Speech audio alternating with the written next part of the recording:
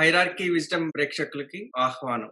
ఈ రోజు మనం శ్రీ దేవిదాస్ గారితో శివరాత్రి యొక్క ప్రాముఖ్యత, శివతత్వం అంటే ఏమిటి, అట్లాగే మనం ఈ శివరాత్రి రోజు ఏ నియమాలు పాటించాలి, దాని ఫలితాలు ఎలా ఉంటాయి, ఇలాంటి వాటి మీద కూలంకషంగా చర్చించుకుందాం. అలాగే మీరు శివరాత్రి యొక్క మహత్యాన్ని తెలుసుకొని దాన్ని పాటించి శివుని యొక్క అనుగ్రహాన్ని పొందుతారని ఆశిస్తూ శ్రీ దేవిదాస్ గారిని ఆహ్వానిద్దాం. నమస్కారం దేవిదాస్ గారు. నమస్కారం. ఒక శివరాత్రి నాడు గజము, హస్తి, సర్పము, సాలిపురుగు ఇవి ముక్తి పొందే ఒక శివరాత్రి నాడు. ఒక శివరాత్రి నాడు తిన్నడు ముక్తి పొందాడని, ఈ శివరాత్రి ధనిష్ట నక్షత్రంలో ఏర్పడే శివరాత్రి చాలా పెద్ద శివరాత్రి, ఇది ఎక్కువసేపు లింగోద్భవం ఉంటుందని అన్నారు. అంచేది ఈ శివరాత్రి అందరూ పాటించండి. దీనివల్ల విజయం, దారిద్ర్యం పోతుంది, మీకు సంతానం లేదు సంతానం కలుగుతుంది. ఇలాంటి కొన్ని శివరాత్రులు జరుగుతాయి. శివరాత్రిలో ప్రత్యేకత ఏంటంటే ఎప్పుడూ జరగనిది ఏదో జీవితంలో మీకు జరగవలసిన సమస్య ఏదైనా ఉండిపోతే మీరు భక్తి పారవస్యంతో శివరాత్రి చేయగలిగితే ఆ సమస్య తీరిపోతుంది. ఇది మేము కళ్ళారా చూసాం. కొన్ని నిదర్శనాలు మాకు జరిగాయి. కొంతమంది జరగకపోవచ్చు. జరిగిన నిదర్శనాలు మాత్రం మా జీవితంలో జరిగాయి, చాలా మందికి జరిగాయి. అంతే మీరు చేయవలసింది ఏంటంటే భక్తి శ్రద్ధలతో మనసా వాచా కర్మణ చేయండి. మొక్కుబడిగా వెళ్ళి ఏదో చేసాం, నలుగురు వెళ్ళారు కదా మనం వెళ్ళాం, నలుగురు ఆచరించారు కదా, ఆచరించామంటే నలుగురికి వచ్చేదే ఫలితం నీకు వస్తుంది. నీకు ప్రత్యేకంగా కావాలంటే నువ్వు ప్రత్యేకంగా చెయ్యి. నేను ఇన్నే చేస్తానంటే అన్నే చేస్తానంటే అన్నీ ఇస్తారు అంతే. నేను 4 చేశానంటే 4 ఇస్తారు. అంచేత ఇదంతా నడిపేవాడు ఎవడైతే ఉన్నాడో వాడే నీ శరీరంలో ఉండి కదుపుతున్నాడు. వాడే అసలైన వాడు. వాడు నడిపేవాడికి నువ్వు స్వాధీనం అయితే చాలు. అంటే నడిపేవాడికి అనుకూలంగా మారాలి. నువ్వు వాడి తత్వం ఏంటో అర్థం చేసుకోవాలి. వాడికి సన్నిహితుడుగా ఉండు, స్నేహితుడుగా ఉండు, వాడికి అనుకూలుడుగా ఉండు. అంతా వదిలేసి ఆయన మీదే శరణాగతి పొందినట్టయితే నీ కర్మలు నేనే చూసుకుంటా అన్నాడు. శరణాగతి పొందడం అంటే ఆయన మీద పూర్తిగా భారం నువ్వు పెట్టగలగాలి. పూర్తిగా భారం ఎప్పుడు పెట్టగలుగుతావు? ఆయన మీద పూర్తిగా నమ్మకం ఏర్పడిన రోజు నువ్వు పెట్టగలుగుతావు. ఆయన మీద నమ్మకమే లేనోడు నువ్వు భారం ఎలా పెడతావు? నువ్వు భారం ఆయన ఎందుకు ఇస్తాడు? భారం పెట్టినోడు చాలా మంది ఉన్నారు, ఆయన చూసుకుంటాడు ఆయన. అంచేత మీరు పెట్టి చింత పూర్తిగా మనస్ఫూర్తిగా మనసా వాచా కర్మణ ఆయన మీద పూర్తిగా ధ్యాస పెట్టాలి. ధ్యాస పెట్టి చేసినప్పుడు ఆ కర్మలు పూర్తవుతాయి. ఇదే కాదు, శివరాత్రి ఒక ఈశ్వరుడికే కాదు, నవరాత్రికి 9 రాత్రులు అమ్మవారికి చెప్పబడి ఉన్నాయి, గణపతి నవరాత్రులు అని చెప్పబడి ఉన్నాయి, పరబ్రహ్మకి బ్రహ్మోత్సవాలు అని చెప్పబడి ఉన్నాయి. ఇవన్నీ పూర్వం యోగులు, సిద్ధులు, మునులు, దేవతలు ఆచరించారు. ఏం చేత ఆచరించారు? వీడి ప్రత్యేకత ఏంటి?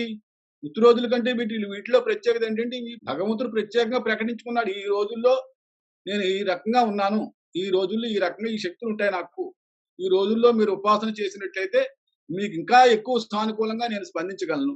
అంతా మిథ్య తలంచి చూచిన నరుడు అట్లవుట రింగి కూడా సదా కాంతలు పుత్రులు అర్థము తను నిక్కమ్మని మోహానభ్రాంతి చెంది చెల్లింతురు కానీ పరమార్థమైన చింతాకాంత చింతల ప్రకాశ శ్రీకాళహస్తి. చింత చెట్టుకు ఆకు ఎంత ఉంటుంది? ఇంత పిసరాకు. పోని అంత చింత అంతన్నా ధ్యాస పెడతారండి, అది పెట్టడం. ఏం చేద్దాం అంటే ఇదే శాశ్వతం, ఇంతకు మించి శాశ్వతం వేరే ఏం లేవు అంటే అజ్ఞానం, అవిద్య. మరి అది ఎలా పోతుంది? గురువులను పట్టుకోవాలి, యోగులను పట్టుకోవాలి, సిద్ధులను పట్టుకోవాలి, మునులను పట్టుకోవాలి, దేవతలను పట్టుకోవాలి, జ్ఞాన గ్రంథాలు చదవాలి, మంత్రాలున్నాయి, తంత్రాలున్నాయి, యంత్రాలను, ఇవన్నీ మానవుడు ఆచరణ చేయాలి. ఇలాగా ప్రతిదీ నీకు నువ్వు అన్వేషించుకుని నీకు నువ్వు ప్రశ్నించుకో. మనస్సు అంతరాళాల్లోకి వెళ్ళు, అన్వేషణ చెయ్యి. ప్రతిరోజు ఒక అన్వేషణ చేయగా సృష్టిలో ఏది ఎక్కడుందో ప్రతి విషయం నువ్వు తెలుసుకోగలుగుతావు. భగవంతుడే కాదు, భగవంతుడు తాలూకు ఏవైతే లోకాలు ఏర్పడున్నాయి, ఎంతవరకు శూన్యంలోకి, ఎంతవరకు ఆయన వ్యాపించున్నాడు, ఎక్కడ మొదలెక్కడ, ఇవన్నీ కూడా తెలుసుకోగలుగుతాం. తెలుసుకుని జ్ఞానం ఒక్క మానవుడికి మాత్రం ఇచ్చాడు. పూర్తి రూపం ఎప్పుడైతే మానవుడికి వచ్చిందో కోతి రూపం పోయింది, మానవ రూపం వచ్చింది, పూర్తి రూపం. అతనే శివుడు, పూర్తి శివుడు. ఆధునికంగా ఎవరైతే మానవుడుగా తయారయ్యాడో ఆ తయారైన రాత్రికే శివరాత్రి అని పేరు. అక్కడ దాకా అవతారాలు నడిచి అవతారాలన్నీ అయిపోయిన తర్వాత కోతి నుండి పూర్తిగా మానవుడుగా ఎప్పుడైతే మారగలిగి ఆలోచన శక్తి, ఏదైనా సరే ఆలోచన చేయగలిగే శక్తి, దేన్నైనా సరే అన్వేషించగలిగే శక్తి, దేన్నైనా శోధించగలిగే శక్తి, శోధించి సాధించి తీరగలిగితే అప్పుడు ప్రపంచంలో ఏముంది ఏమి లేదు అని తెలుసు. ఒక బుద్ధ భగవానుడు చెప్పారు, నిర్యాణము నిర్వాణము అంటే మానవ జన్మ ఎత్తుతూ పైలోకాల్లో కూడా జన్మలు ఎత్తాలి, అక్కడ కూడా ఎత్తి ఇంకా పైలోకాలను అక్కడ ఎత్తాలి, ఇంకా అలా చేసుకుంటూ ఏనాటికో భగవంతుని పూర్తిగా అర్థం చేసుకుని భగవంతుని దగ్గరికి వెళ్తారు. నిర్వాణం ఉంది. మనిషి అంతరించిపోయిన తర్వాత మళ్ళీ మానవ జన్మ నుండి వేరే జన్మలోకి వెళ్ళాలి. పోనీ ఇంకో మార్గంగా చూడండి, అజ్ఞానం నుంచి బయటకు రావడం, అంధకారం నుంచి బయటకు రావడం, చీకటి నుంచి పగల్లోకి రావడం. ప్రతి మానవుడికి రోజుకో రాత్రి ఉంటుంది. శివరాత్రి అనేది సంవత్సరానికి ఒకసారి వచ్చింది. రోజు మానవుడికి రాత్రులు లేవా? రాత్రి పడుకున్నప్పుడు ఆలోచించండి. నేను చేసిన పొరపాటు ఏంటి? నేను ఇంకా ఏం చేస్తే మంచి స్థితికి వెళ్ళగలుగుతాను? ఏమి చెయ్యాలి? చేయాలంటే ఏం పట్టుకోవాలి? ఎవరిని పట్టుకోవాలి? ఎవరిని పట్టుకుంటే ఈ విధంగా మనకు పూర్తి జ్ఞానం లభిస్తుంది. ఆ జ్ఞానం వల్ల మోక్షానికి కూడా అర్హత కలుగుతదన్నారు. మోక్షకారకమే జ్ఞానం.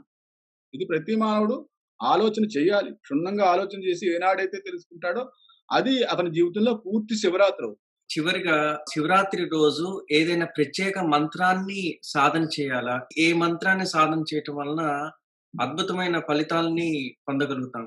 అన్ని మంత్రాల సారాంశం ఏదైతే చెప్పబడిందో అన్ని మంత్రాల సారాంశం, ఒక మంత్ర సారాంశం కాదు, అన్ని మంత్రాల సారాంశం పంచాక్షరి మంత్రం. ఓం నమః శివాయ లేదు, హరహర శంభో మహాదేవ, శంభో మహాదేవ. మీ ఇష్టం. మీకు ఏది మనస్సుకు మన్నన కలిగి ఎటువైపు మళ్ళుతుందో దాన్ని సులువుగా తీసుకోండి. ఓం నమః శివాయ పంచాక్షరి మంత్రమే అనేక విధాలుగా చెప్పబడింది. ఆ మంత్రాన్ని పైకి తిప్పి కిందకి తిప్పి సిద్ధుల కోసం రకరకాలుగా బీజాలు చేర్చి దాన్ని ఒక విద్యలుగా ఒక పుస్తకాలుగా రాశారు యోగీశ్వరులు. ఎందుకు రాశారంటే సిద్ధికి అనుకూలంగా మంత్రాన్ని మార్చుకున్నారు తప్ప మంత్రంలో ఉన్న శక్తి, పరమార్థం, అంతరార్థం ఓం నమః శివాయ, ఓం నమః శివాయ. ఇది పంచాక్షరి మహామంత్రం. పంచాక్షరి మహామంత్రాన్ని ఎవరైతే సాధన చేస్తారో వాళ్ళకి ఇంకేమీ లేదు, కైవల్యమే. అన్ని మంత్రాలకి మూల కారణమైంది పంచాక్షరి మంత్రమే. ఆ పంచాక్షరి మంత్రాన్ని తీసుకుని వాల్మీకి నారాయణ మంత్రంలో రకారాన్ని చేర్చాడు. అదే రామ అయింది. పంచాక్షరి మంత్రం మూలం లేకపోతే ఆయన మాత్రం వేరే మంత్రం ఎలా తయారు చేయగలడు? శ్రీరామ మంత్రం ఎలా వచ్చింది? పంచాక్షరి మంత్రమే మూలం. నమశివాయలో మాని తీసుకుని నశివాయ అయిపోయింది, మా తీసేస్తే. నారాయణలో రాసేస్తే నవీనాయ నమః అయింది, నారాయణ లేరు. ఈ రెండు సంపుడు చేసి అంచేతే తారకం, రాముని తారక మంత్రం అంటారు. ఆ రోజు తారకం చేసినా మంచిదే. అంటే మూలం ఏదైతే ఉందో ఆ రా అగ్ని బీజం, మా సృష్టి బీజం, జ్ఞాన బీజం ఏదైతే మకారం ఏదైతే ఉందో ఆ మకారకమైన శక్తి, రకారకమైన శక్తి రెండు కలిపితే రామ మంత్రమైంది.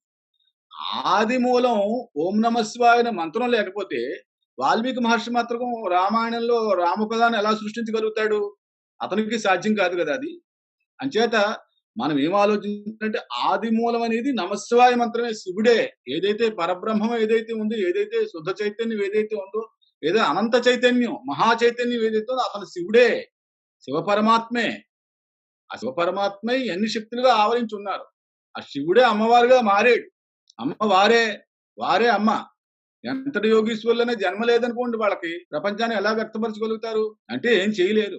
దీనికి వివరణ చెప్పాలి అంటే మాత్రం ఏ శాస్త్రం, ఏ గ్రంథము చెప్పలేదు. చైతన్యాన్ని ఏమని చెప్పగలరు? కరెంటేనే చెప్తాం. కరెంట్ అంటే వెలుగండి, వెలుగంటే తెల్లగా ఉందండి, తెల్లగా ఉందంటే ఇంకేం చెప్పగలుగుతావు? చైతన్యం అంటే చైతన్యమే. అందుగలడు ఇంద్రియుడు సందేహములు చెక్కు సర్వోపగతుండు, ఎందెందు వెతుకు చూచాను అందందేగలడు దానవాగ్ని వింటే. నువ్వు చూడగలిగితే అంతా వ్యాపించున్నాను నేను, అన్నిట్లోనూ ఉన్నాను. అంచేత నువ్వు చూడగలిగే శక్తి ఉంటే చూడు, నేను ఎవరో నీకు అర్థమవుతుంది. చాలా అద్భుతమైన వివరణ ఇచ్చారు. ఈ వివరణ తెలుసుకున్నటువంటి ప్రేక్షకులందరూ మీకు ఏమైనా సందేహాలు ఉంటే hierarchywisdom@gmail.com కి ఈమెయిల్ పంపగలరు. మీకు సరైన వివరణలు పంపగలం. అతి త్వరలో అద్భుతమైన ఆసక్తికరమైన మరిన్ని వీడియోలతో మేము ముందుకు వస్తాం. అంతవరకు చూస్తూ ఉండండి, షేర్ చేయండి, సబ్స్క్రైబ్ చేయండి. నమస్కారం.